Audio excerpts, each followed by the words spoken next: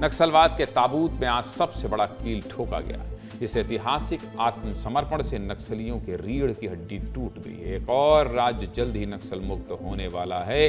महाराष्ट्र से ये तस्वीर आई। इस तस्वीर को देखिए, हाथ में AK-47 जैसा ऑटोमेटिक हथियार, शरीर पर नक्सलियों की वर्दी और चेहरे पर मुस्कान। महाराष्ट्र के मुख्यमंत्री देवेंद्र फडणवीस के सामने सरेंडर करने वाला ये नक्सली कोई और नहीं बल्कि देश का मोस्ट वांटेड नक्सली वेणुगोपाल राव उर्फ सोनू है।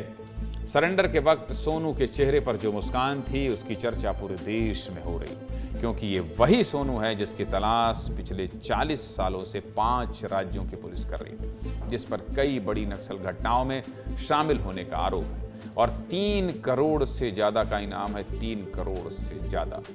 लेकिन नक्सलियों के पोलित ब्यूरो मेंबर और केंद्रीय प्रवक्ता सोनू ने आखिर सरेंडर क्यों किया, वो भी 60 नक्सलियों के साथ, जिनमें 1 CC मेंबर, 2 DKSZC मेंबर और 10 DVCM भी शामिल हैं।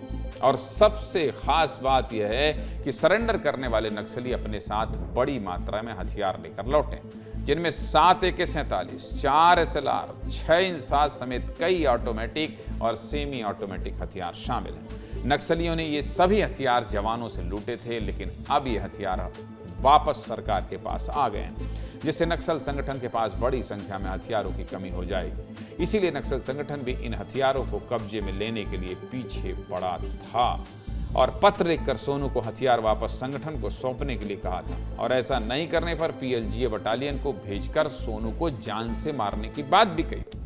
ऐसे में सोनू ने नक्सल संगठन को बड़ा झटका दे दिया और 50 से ज्यादा हथियारों के साथ सरेंडर किया। इस सरेंडर से महाराष्ट्र में नक्सलवाद लगभग खत्म हो चुका है। लगभग महाराष्ट्र में अब नक्सलियों की सिर्फ कंपनी नंबर 10 ही बची है, जिसमें महज 8 से 10 नक्सली ही रह गए। लेकिन इन बचे हुए नक्सलियों का नेतृत्व करने वाला अब कोई बड़ा नक्सली नहीं बचा। ऐसे में जल्द ही ये नक्सली या तो सरेंडर करेंगे या जवानों के हाथों मारे जाएंगे। पिछले कई दिनों से इस बड़े सरेंडर की आशंका जताई जा रही थी, क्योंकि सोनू लगातार पत्र लिखकर शांति वार्ता की गुहार लगा रहा था और सोनू के समर्थकों ने समर्पण के लिए 15 अक्टूबर की तारीख दी थी। सोनू के सरेंडर का असर आज छत्तीसगढ़ में भी देखने को मिला और बस्तर में मौजूद नक्सलियों की कंपनी नंबर 5 का खात्मा हो गया। एक साथ 2 जिलों में 77 नक्सलियों ने सरेंडर किया।